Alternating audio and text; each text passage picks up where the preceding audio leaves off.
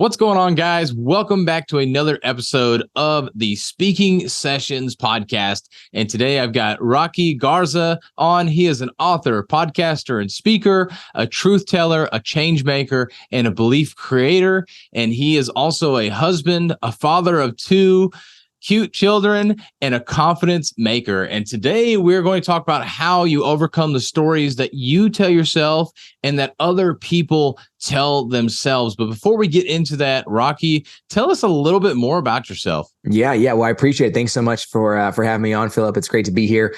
Yeah. So, I grew up in Texas mostly. I was born in Kansas, but I moved here about a week into my life. So I've been in Texas ever since then. Lived all over the state of Texas, went to a bunch of schools before I graduated high school, and really have kind of spent my whole life in this pursuit of understanding who I am. Where is my place in the world? What does that mean? How do I see that interchanging with other people? I mean, early on for me growing up, I was always the kid that I learned really quickly to survive. I could outthink you, outtalk you, outwit you, out communicate to you. I could find a place where I belonged because I could make myself known in a really short amount of time. Now, hindsight says, you look back, did anybody really know me, or was I really just kind of making a bunch of stuff up? And, probably the latter is true. But in the moment, that's where you kind of refine those things and those skills. And so I graduated college. I was a director at a summer camp for a couple of years. I was a pastor at a church for a few years. My wife and I started our entrepreneur journey back in 2010. So about 13, 14 years ago as a wedding photographer. And we did that full time together for about 4 or 5 years. And then I've been doing this for almost the last decade, speaking, coaching, doing workshops, and really just trying to help. What we say now is I just really try to help high achievers get out of their own way. Nice. And so is your wife still doing that same business and you just kind of split off to your own thing, or? No, we found out we were shooting about 40 weddings a year, and about half of those were destinations. So we'd spend 20 weekends a year. We'd be traveling someplace to shoot someplace, and then we'd 20 of them here locally in Texas. And we just got to a place we found out we were pregnant with our son Ezra, and we thought, do we really want to shoot 40 weddings a year and have kids? No way. And so really, my wife, because she's amazing, said, if you could do anything, what would you want to do? And I didn't say it this eloquently then, Philip, but I like to believe that I did. I said something along the lines of, if I could become an expert at anything, I'd want to be a people expert. Like if I could really hone in my skills in any area, I'd want to do that. If I could take my life experience plus, 8 years of deeply caring for people plus, 8 years of entrepreneurship, I could jam all that together. How can I help individuals uncover and discover, again, to your point of what we kicked it off here, the stories that we tell ourselves so that we understand the freedom that comes from living a life that's vulnerable. Man, and that's such good insight. I love the what you're talking about there, the eloquence. Yeah, I'm sure when you first started out, you're probably like, yeah, I'm just going to help some people with something. Yeah. That's very much how it goes. You're like, I think I'm going to take my life and I'm going to take some experience. And I'm going to sell people on that thing that I can do. There's like, It's so convoluted until you really get to a place to dive into it. But yeah, absolutely. Oh, for sure, man. But that's really cool that she decided to do that. And it's funny that I had a similar experience there. So in my full-time job at the time, I was doing independent contract work. And then the next position, I was getting ready to get married, and the next job was looking to be, I live in Greenville, South Carolina. It was going to be in Chattanooga, Tennessee. So about 6 hours away, and basically working 6 or 7 days a week and probably come back maybe every 6 weeks for a weekend. And I thought, this probably isn't a good idea to get married and then basically be on the road for all this time. And so it's kind of like you, except for you were getting ready to have a kid. You're like, yeah, let's change this up. That would definitely be difficult for sure to try and balance both. And there really wouldn't be a balance we were like, we don't want to do that. And so I pursued this. My wife did a little more photography, and then she started her own business about 5 years ago. And she's because she was originally an architect and an interior designer by trade out of college, and did that for her first couple of years right out of school. And then we started our own businesses. And so she actually owns her own interior design and architecture firm now. Nice. And so I know we weren't planning on going this route, but I like to ask these questions. I think as entrepreneurs and as speakers, figuring out these stories and having this background and understanding, like what did that look like for the marriage side of things? Because that's definitely a difficult thing, trying to step out and be I'll call it random just because it was something new, entrepreneur journey, while your wife all of a sudden, like, y'all lost this whole business that y'all were doing together, and now you're kind of separated with that, and getting the kid in there, all of these things are just changing. So how did that look like from the marriage? Yeah, Yeah, great question. So, for us, we got really fortunate. As I look back at the period in my life when we were wedding photographers, that 5 years didn't really have anything to do with photography, and it had everything to do with us figuring out who we were and the kind of people in the marriage we wanted to have. We both spent multiple years in counseling individually, as well as together. I led for about 3.5 years. Every 6 months, I led a recovery group from the church we were at the time. And in the pursuit of clarity and reconciliation, just as a human, has always been something I've been passionate about, something I've always pursued. And so I think for us, really what set us up, I believe, to be able to make that transition in a way that was doable and didn't ruin our relationship, was that we had spent the last 3, 4, 5 years doing nothing. We had no kids. We worked, we shot weddings on Saturdays, and we had engagement shoots and editing during the week. But I mean, it was pretty much on our schedule. We spent 4 to 5 years deep diving into who we were individually, both of us in therapy, both of us in couples counseling, in deep community, unraveling the stories told to us when we tell ourselves we want our marriage to be. So when we got to a point to where we began to make some of these bigger decisions, do we keep the business or do we close it down? Do we have kids or do we not? Do we start a new business or another business? Do we buy a house or sell a house? Do we buy a car? All the things that happen when you're newly married or into marriage or in a partnership for that matter. I believe the reason we were able to weather it, and we still have been, we've been married 14 years. We've got 2 kids. We've had multiple businesses. We're still both entrepreneurs and own our own companies and have teams that we lead. And I think the reason is because we said to each other early on in our marriage, I remember looking at my wife, and I remember her and I having this dialogue, and we said, if we're going to build a life we deeply believe in, then it's going to always have to be you and me against the world, never you against me or me against you, because we're not going to make it if we do that. And we had some mentors in our life at the time. They told us that was their motto in their marriage, is you and me against the world. And so I think now for us, a lot of therapy, a lot of counseling, a lot of deep work, a lot of uncovering things in us. But I think most importantly, the constant reminder that my wife and I tell each other all the time, hey, babe, it's you and me against the world. We're not battling each other. We're not fighting each other. We're here to do this thing together. And so we've always been we're both kind of big risk takers. So I think that's worked in our favor. Neither one of us is very conservative when it comes to the way that we look at things and an opportunity. We're both like, yeah, let's do it, see what happens. So I think that definitely helps us. But honestly, like I believe if you want to have a great relationship, partnership, marriage, whatever it looks like for you, you got to have 2 individuals who are showing up 100%. If you're going to build a relationship that's 100%. I don't think it happens because I'm 50 and she's 50 and collectively we make up 100. That's never going to work. I completely agree with you there, that if you only put 50% in, that means you're leaving half of yourself on the table.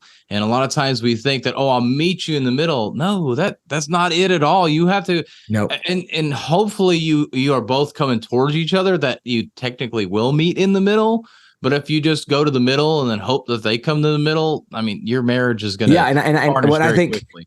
Well, I think you leave a really great example. Like how often have we been taught or been told that relationships are you come 50 and I'll come 50 and then we'll meet in the middle and we'll be okay. Like yeah. I can't think of anything in my life that I have deeply believed that was worth pursuing that I said, you know what, hell, I'll meet you in the middle. I mean, nothing that has ever been great in my life have I thought, you know what, I'll do half and then see what happens. That doesn't work. Like, how about we make a decision as a couple that we're going to be together, be in it together, and pursue whatever we pursue together. There is no middle. It's you and me against the world, and we're next to each other no matter what happens, where we go, and what we do. And I think for us, that has been a huge catalyst and a huge factor that has allowed us to continue to build a life that we love. Oh, yeah. I think a great analogy, too, because a lot of times if you're like trying to meet a friend, like, hey, let's just meet in the middle, like to either get lunch or get coffee or something, there's never a good spot that's literally in the middle. Somebody always has to go a little bit further and somebody travels a little bit less. So think about not only that, but why would we, if you meet in the middle, you always end up going to a place that neither of you want to go. Yeah. The good restaurants are where I'm at, or the good restaurants are where you're at. So why don't we make a decision? Let's do it together, no matter what.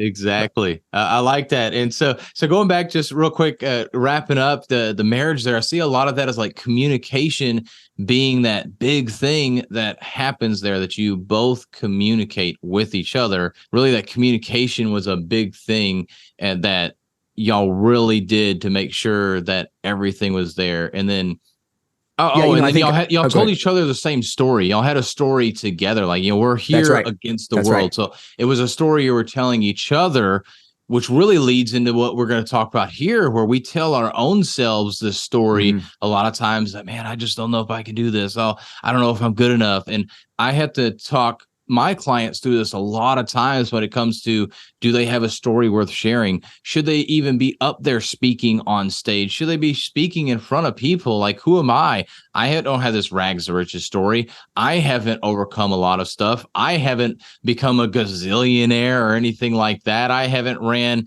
20 businesses all at one time and investing in another 15 and then a real estate portfolio and all these things. Like, who am I to be in front of people? And so that's a story that we tell ourselves a lot of time, especially with speaking, but really just anything in life, we tend to tell ourselves that. So I would love for you to kind of dissect that a little bit about how the entrepreneur and business owner starts to tell them these stories that really tear them down rather than lifting them up. Yeah, I think it's a great point. So, and there's really two ways we can do this. So I'm going to kind of lay the framework for how I believe doubt, fear, obstacle, insecurity kind of creeps into our life, and then really from there, I believe this framework we're going to have can both be applied to an individual. So it can be applied to Philip, the human being. It can also be applied to your organization or your business, so your company, and then it can also be applied just in general, especially as parents. I begin to apply thinking about, I'm the person telling stories to my kids about who they are. And then then it's like you just incepted your own thoughts, and then it gets too crazy. So, but I think we can use it as a framework, right, in all three of those Yeah. areas. So to me, the framework works like this. There are two narratives at play in our life all the time, meaning there are two stories constantly running in every single day. So the first is the stories that were told to us about us. Okay, this is from the moment you were born up until current moment right now.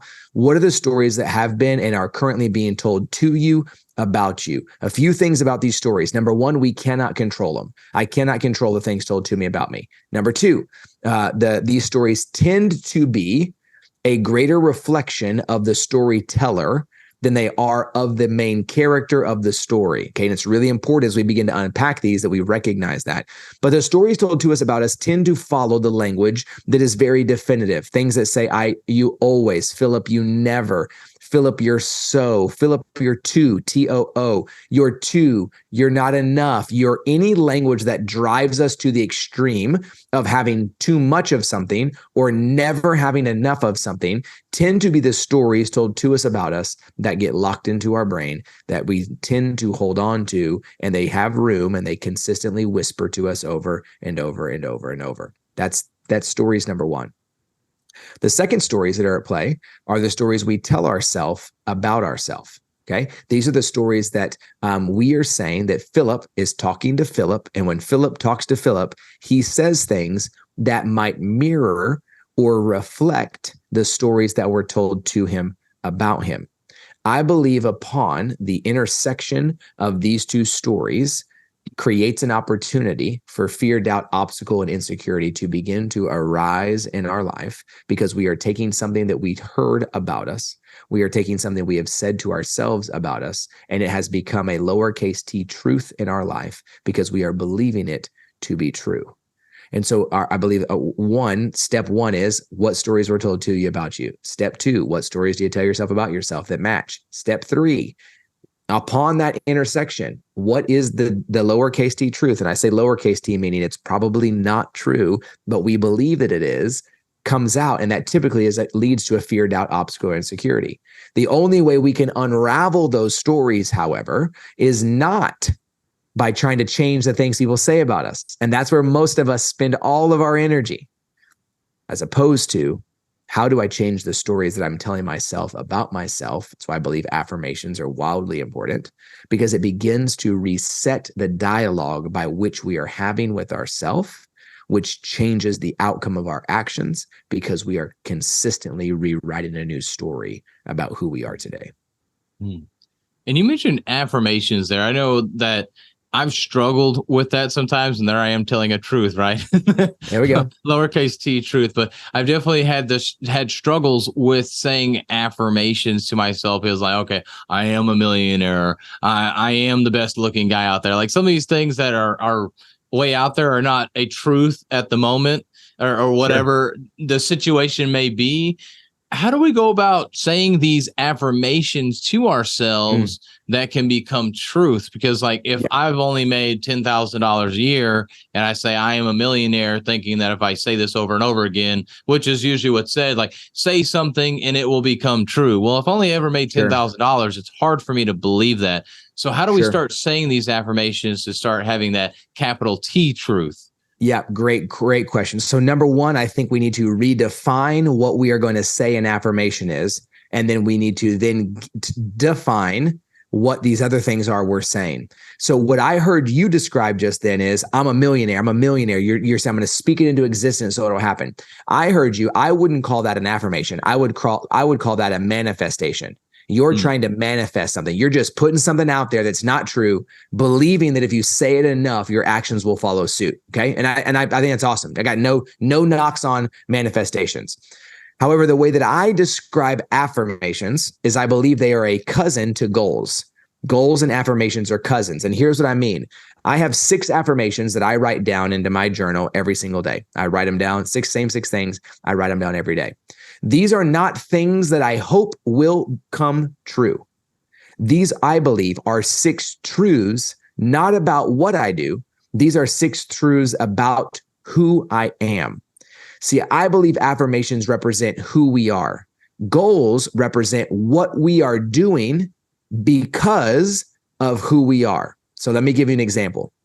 6 things I write down every day. Number 1, I am a loving and intentional husband and father. That is true. I am that person. I am a loving and intentional husband and father. I don't have to do anything because that's who I am. Number 2, I am abundantly wealthy and extremely generous. That is true. Doesn't matter how much money I have. Doesn't matter what I do. This morning, I got up, I got online, I was working. I'm in a Slack channel with some of my friends in the neighborhood, and one of our friends who's recently separated text or message in the channel, and she said a tree limb fell out of my tree. It's in my neighbor's yard. I don't know what to do. I need it to be in my yard, but I'm gone. Can someone help me? Well, you know what? I'm extremely generous. You know what that means? It means that I can give not just my money, but I can give my time. I packed it up and I went down the street and I chopped up a tree, and 10 minutes later, she's good to go, right? Because that's who I am. Number 3, I do hard things for the most good. I write that down every day because I believe I'm a person who's willing to do hard things for the most good. It's who I am. Number 4, I'm healthy and fit and make wise choices. You know what goes through my head every time I go to a Mexican restaurant and they bring out them bowl of chips? I say to myself, Rocky, you're healthy and fit and you make wise choices, your boy. You're 40. Put the chips down. You know what I'm saying? Number 5, I write down, I'm a wise businessman who helps create wealth for others because that's who I am. I am a wise business, but I don't write businessman. I stole a little line from Jay-Z. I say I'm a wise business man who creates wealth for others. And number 6, I write down every day, God is good. God loves me. I love God and I am good. See, those 6 things don't represent my goals. Those 6 things don't represent things that I really hope will come true someday. Those 6 things represent 6 key factors about the character and nature of the human being and the man that I am. And so I write those down every day, not because I need to hope to believe they will come true, because I believe deeply in my soul convictionally that they are true. And I want to remind myself what is true about who I am. I also write down 10 goals every day. Some are short term, they'll be accomplished in the next 6 months. Some are long term, it's going to take me 60 years to accomplish. But those 10 things I write down for me are markers about what I'm going to do today because of the things I wrote down about who I am. And so that's how I leverage and use affirmations. Do I write them down sometimes twice a day? Yep. Do I repeat them back to myself in my head? Yes. When I am frustrated with my kids, when I get angry and I yell and I got to go back and I think it's their fault. They're 7 years old. They didn't do what I said. I'm the dad. Pick up your room. Why are you not listening to me? And I get frustrated and I say some things I don't want to say. I have an attitude I don't want to have. I have to be able to look myself in the mirror and say, you're a loving and intentional husband and father. And you do hard things for the most good. So you go back into your son's room, you sit on the bed next to him, and you look him in the face and you say, son, I'm very sorry. I should not have been frustrated with you. And I was. And so I apologize. But more importantly, will you forgive me? And I say that more oftentimes than I really want to, Philip. I have to apologize to my kids and my wife more often than I would hope that I would. But I know that I'm not perfect. And it's not an excuse for me to have a bad attitude. Let's be very clear about that. However, if I am who I say that I am, then my actions must follow suit with who I am. And for me, affirmations represent who I am. Man, that was great. First of all, thank you for sharing all that, and I appreciate you sharing the distinction there, because I've definitely struggled with that. Like, okay, affirmations, and it always, yeah, I agree with you. It's what, at least what I've heard, and based on what you helped describe there, it's more of a manifestation. So I definitely like that distinction there. Manifestation is you speaking something into existence. Affirmation is you speaking about who you are as a being. And maybe you can answer this a little bit too, because I would think some of those, like for example, what you use, I am a loving father and husband, and maybe you're not quite that yet. Maybe you're like an okay father and husband, but you want to be you want to be a great father and husband. Is that something you still could have as an affirmation? Is that Totally. like you're trying to be your being? Yeah, because I would say this to every dad. Every father is a loving and intentional father inside. Mm-hmm. Your actions may not yet represent it because you haven't done the work that needs to be done as an individual to be able to express yourself as a loving and intentional husband and father. I understand that. It takes a lot of work. I'm working on myself daily, constantly. And I am nowhere near perfect. No client has ever hired me because of my expertise. They have only ever hired me because of my experience. Mm. And that's because it's a daily practice.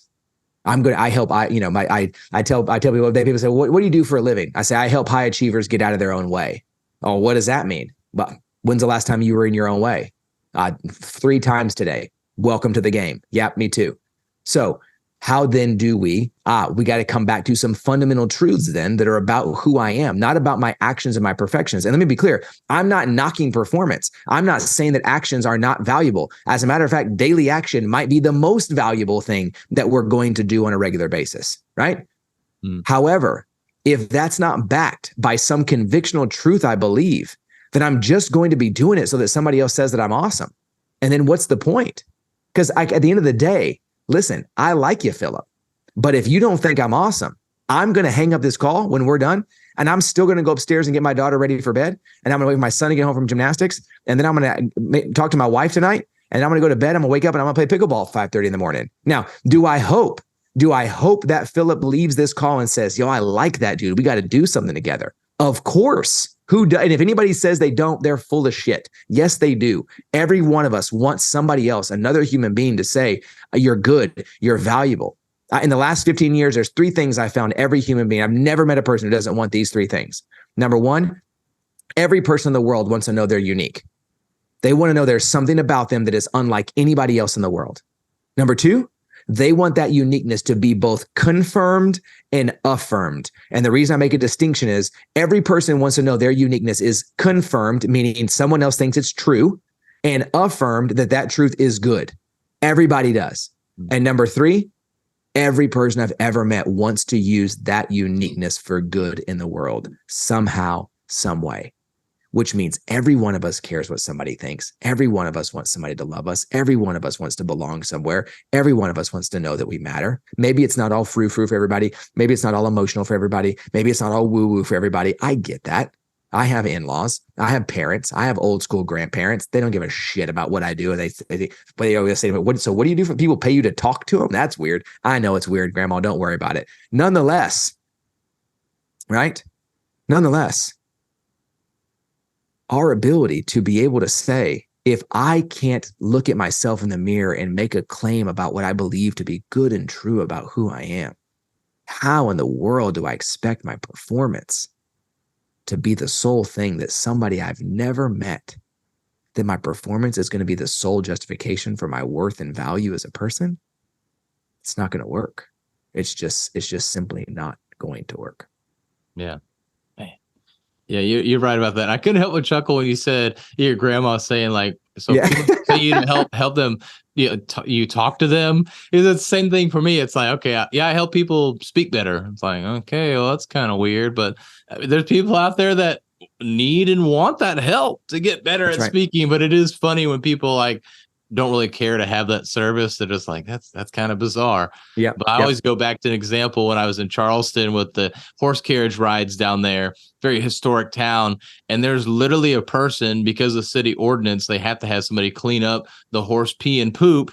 And that's literally their business, is cleaning up the horse pee and poop after all these carriage rides. I was like, you can have a business out of anything. That's right. That's right.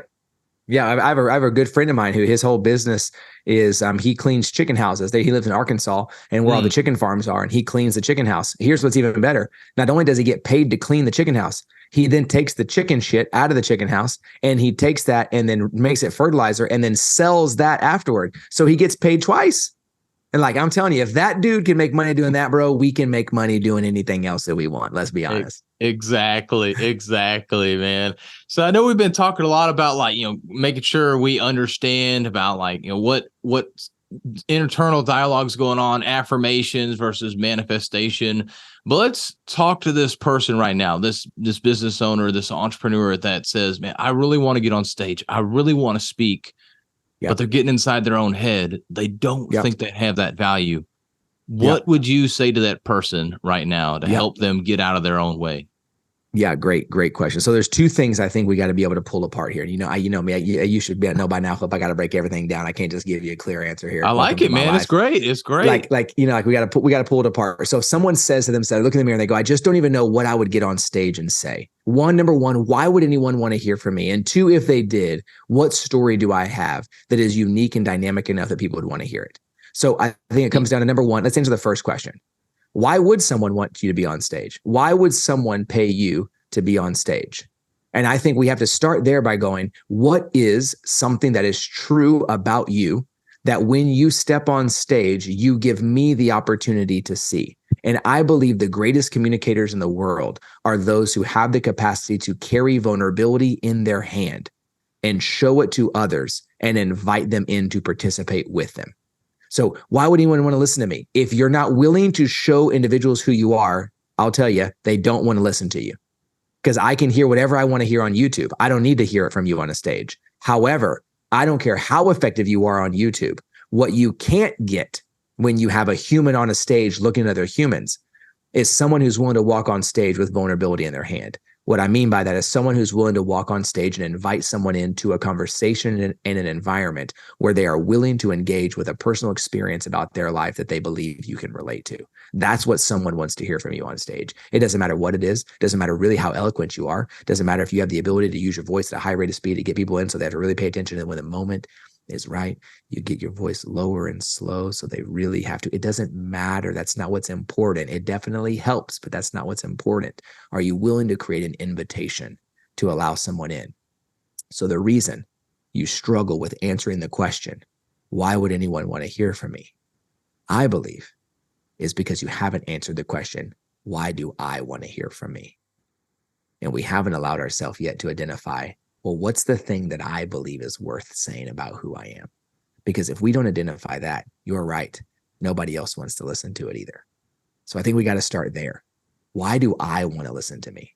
Why do I why do I want to hear from me? Right? What's the thing about me that I really believe is worth sharing? Second part of your question is, and how do we really unravel and uncover that story? Great question. Start by asking yourself, what stories have you been telling yourself that aren't true? And what is the truth in that story? And then how can we start building off that? There's a podcast I used to listen to a long time ago, a speaker's podcast, and they always end the podcast by saying, if you want to speak, speak. Just as a reminder, folks, if you want to speak, speak. A lot of us need to start speaking to ourselves in a new way before we decide we're going to get on the stage and speak to somebody else. Man, again, a good, just mic drop right there on that. But man, I could not agree with you more that we really need to figure out those two things. One, why do I want to be on stage in the first place? Right. That was number one. Mm-hmm, mm-hmm. And then number two, what stories am I telling myself, and share those things, and really just being vulnerable, because you're right.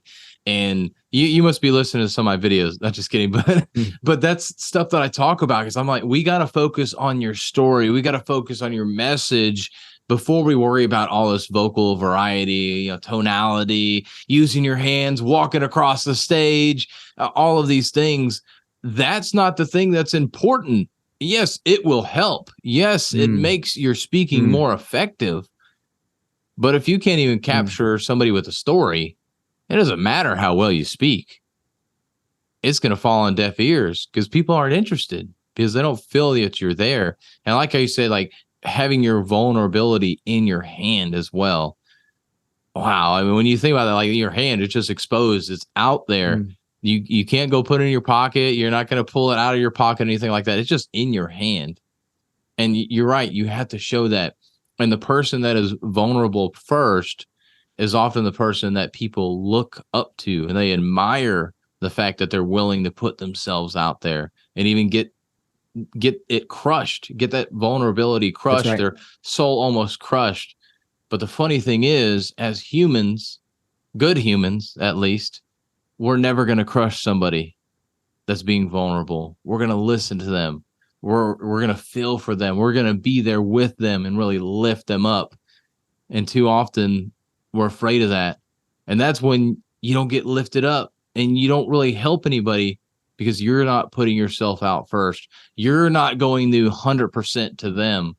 You're trying to meet them in the middle and hope that they come to you.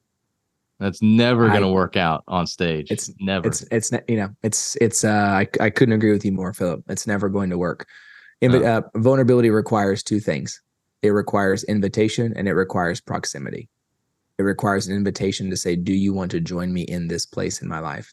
And proximity, meaning that we get close enough, sometimes physically, high enough proximity that I'm willing to really see you, know you, and trust you. And so, again, before we can take that to the world, we have to be able to do that with ourselves.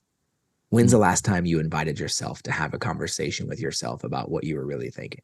When's the last time that you were willing to slow down and be quiet long enough to hear from yourself in such a way that you actually felt like you were close to yourself, right? I'm telling you, it sounds really weird, and it kind of is, but go get in front of a mirror. Look at yourself in the eyes. I would bet if you're listening right now, you haven't stopped to look at your own eyes, to actually see what it is that you're doing in the stories you're telling in a really long time. And that alone creates vulnerability. And that may just be the first step you need to take to begin to see and discover and understand what message it is that you have, what it is that you've experienced, and what it is that you can bring to the world. And sharing those experiences that you have is what helps you connect as well, that vulnerability, but also those experiences, because what you've done, and this as a coach too, it's not about being 10, 20, 30 steps ahead of somebody. It's literally being one step ahead of somebody, because you can teach somebody to take that one step. Okay, maybe they'll pass you up because they got that one step and then boom, they've taken a leap 10 more steps forward. And that's okay. But in that moment, you are teaching people to get to the next step. And that's all it takes. And too often when we're going to get on that stage, we think we need to be that person that is way ahead of everybody in the audience. And first of all, if you're at a big conference, most likely there's going to be people that aren't struggling or don't need that advice or that story that you're sharing. And that's okay. But you're there for that select group of people that you can reach. And so you have to share that story because you're where they want to be. I totally agree. I think some of the greatest leaders in the world recognize that they're not great leaders because they have already found the answer to my problem. They are great leaders because they stay just far enough ahead of me that they're willing to cut the branches down so that I don't trip, but close enough to me they can reach back and grab my hand when I need it. And Andy Frisella has mentioned this. It was in relation to stories, but one thing he says, like, people like to see that you're just like them, but you're just like one step ahead of them, that you're just a little bit ahead of them. Just like you said, like they're, cutting down the trees, cutting down the grass and being right there ready to grab them. You're not so far out of reach that they can't relate to you. And that's the thing. And so if y'all know Andy Frisella, he's got like a 9-figure business, 10-figure, I don't know. He's doing very well for himself with one of many businesses that he has. And so let's say he was your business mentor. It would be difficult to relate to him. But if you have a 6-figure business and you're talking with somebody that's in a low 7-figure business, you're going to be able to relate with them a lot more than somebody that's got a 9 or 10 figure business, or Warren Buffett, who's got so much money. So it's not about being the ultimate, the greatest. It's about just being a little bit better than the people that you're speaking to. So no matter where you're at, you can speak to an audience and help them out. That's right. Rocky, that's right. There's always somebody willing to listen. You just got to determine whether or not you want to say it. Exactly. So let's take a little bit of shift here. So now we've gotten people hopefully over the fact that they feel like they're not good enough, that they've been in their head, and hopefully we're getting them out of their head, but maybe they still just lack a little bit of confidence. What would you tell them to help boost their confidence up to go on out there and start speaking more and more? Yep. Great question. I think on this one, I'm going to keep it as simple as I can. When you make a decision and you believe a very simple statement, I believe everything else will begin to cascade and fall in place. And that simple statement is, I would just want you to be able to look in the mirror, and I want you to say to yourself that you are good. So many things in our life, we have experiences, we have pain, we have trauma, we've been through survival, we've seen hurt. And we believe that it's only the success that is going to allow people to want to hear what it is that we have to say. When the reality is that it's actually all of the things that we have experienced over the course of our life. That's actually what creates and makes us who we are. All the things that you've experienced, good and bad, those are all the things that make us worthy and valuable. And so if you're thinking right now, man, I really want to speak, I want to be a speaker, but I'm not sure, start with this simple truth. That you are good. Work on that truth every day. Find ways to communicate what makes you good. I'm not talking about worthy in the eyes of others. I'm saying in your soul, what do you know makes you good? When you can land on that, and you can come up with a couple of stories that prove and show how that's the case, that amidst all of the chaos, you are good, amazing things begin to happen. Man, so true. And something I thought about as you said that was, you could talk about success, and that's great. And you do need to show some of that. But just like we ourselves, when we fail, we learn from that failure. People are going to learn so much more from you speaking on your failures than they are necessarily your victories. Yes, you should still show some of those, because if all you talk about is every failure you ever had, people might question you a little bit. But talking on those failures and teaching around those failures as stories of overcoming and learning from them is going to be so much more powerful than, I invested in this business and then all of a sudden it went from 6 figures to 8 figures and it was great. We had no troubles. Like, nobody's going to get anything out of that. But if you talk about those struggles along the way, along that journey, first of all, they're going to be able to learn. But secondly, it's going to be relatable because everybody knows you're saying a bunch of BS there if you're acting like nothing bad happened. That's right. It's life. That's right. Things happen. Right. And you being able to communicate to me and tell me what happened actually shows me all the good things that are true. Yeah. So true. Rocky, man, this has been really awesome. I do want to get to our last question here, and I think this is going to be a good one too, based on everything else that you have shared. But if you could only share one message for the rest of your life, what would that message be? Yeah. The single message would be, it goes back to what we said earlier. If I could share one message the rest of my life, it would be that you are worthy and valuable. You are worthy of putting in the work to make sure that you can uncover the lies and the fears that you believe, to see the good, true, beautiful things about who you are, that you are unique. It is true and it is good. And there is a place in the world for you to create impact in the lives of others because of your uniqueness and your goodness. And I may have lied. I'm going to ask you a little bit deeper on this. So what made you decide to start sharing that message specifically? I think this will help tie in all that we talked about on this episode. Yeah. I have been, I'm 40 years old this year, and I've spent I know people say you spent 40 years and you didn't really because you were young, but you know what I'm saying? Yeah. I've spent the last 40 years trying to figure out where I belong, Philip. I spent the last 40 years trying to determine, why did my parents get divorced when I was young? Why did my mom get married 5 times? Why did I go to 13 schools? Why did I live with my grandparents? My mom lived 5 streets away the whole time. Why did I always have broken relationships? Why did my first good relationship, was she cheating on me and I had a broken engagement?